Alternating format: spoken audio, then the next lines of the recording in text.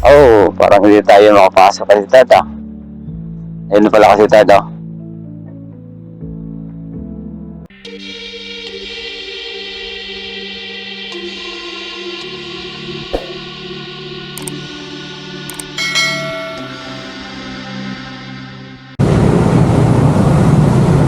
Mga kapitard, kumusta na kayo? Magandang araw at magandang hapon sa inyong lahat. Andito ako ngayon sa may parting Lanang.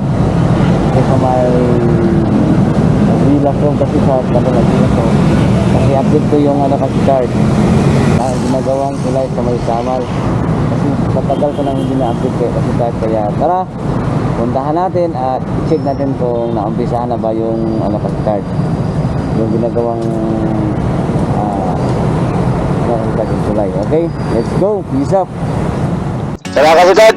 Pasok na din sa may papuntang ginagawang doon sa Samal. Kaya shoutout ulit sa aking mga subscriber at aming mga viewers na walang sawa nanonood sa aming mga video. Maraming salamat sa walang sawa. Sana hindi kayo magsasawa na suportahan yung channel ng Kapitard, na sana panoorin ang video. Please like, share, and subscribe mga Kapitard. Pakipindit na lang yung notification bell mga Kapitard para updated kayo palagi sa aming mga bagong video mga Kapitard. Kaya let's go! Pasok na tayo dito banda Kapitard. Kasi matagal ko nang hindi na-update yung dito sa may ginagawang tulay papuntang Samal.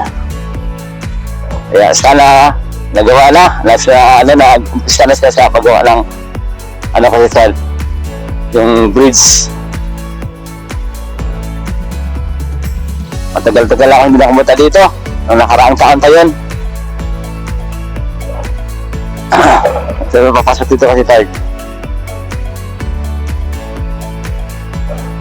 Sana makapagpaalam tayo na makapasok tayo sa loob.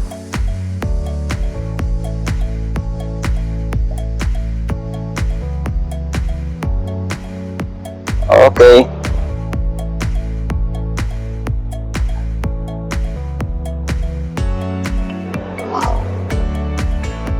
Dito na tayo. Medyo maliliit konti kasi sa pagpasok dun sa sa may dulo.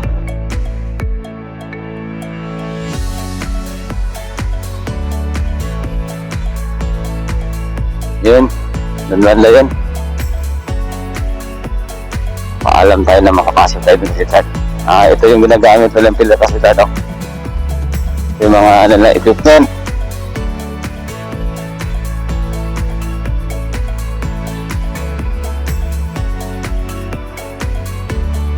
Yun.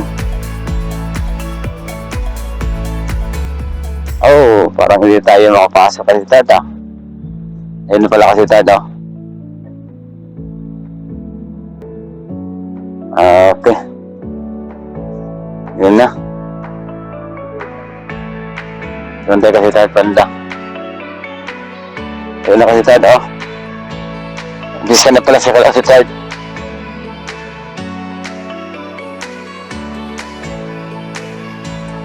Mga dito. Yan. Ayun na kasi Chad, nag-umpisa na pa sila para yung tulay puntang Samal.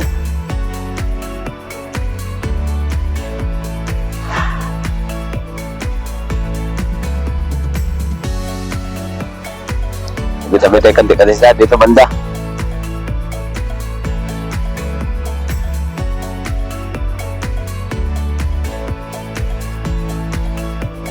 Dati nakapunta dito, yung mga pa dito, mga cottage, ngayon wala na pala.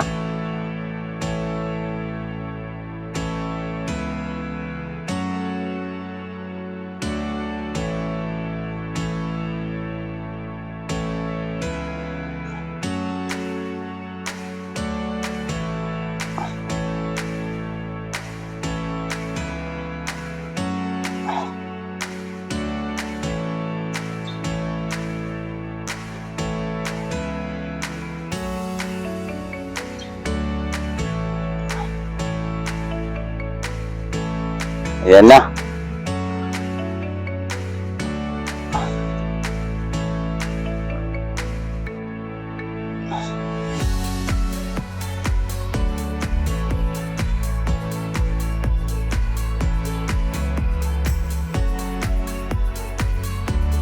Okay, dito tayo banda kasi tayo. Boss, mana lang ang kanya, boss. Mana lang tulad tayo doon sa amal. Pantalan pala, boss. Pantalan lang sa parahan nila.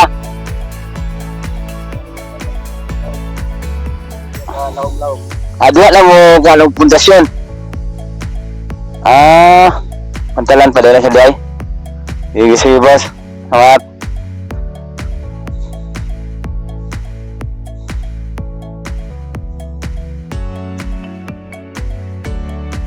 Ano pala yung kasi tard? Di pa. Pantalan para pa kasi tard. Tapos, dyan pala yung ano nila. Kumbaga, kasabay yung susi pa, magdunggo yung, buds. Pantalan nila para, dyan sila sa gitna ng, dagat, dyan sila maglagay ng, kasi tard, ng parang pundasyon nila. Ayan, yan kasi Tad. Sige lang kasi Tad, baka sa susunod i-vlog ko tong sa may dun sa kabila. Ako dun sa may kabila kasi Tad. Ito pwede makapasok dyan. Nakapagalitan tayo. Hirap na. Dati buta ko dito kasi Tad. May mga bakod pa dito, may mga may bahay dito. Ngayon wala na. Ayan.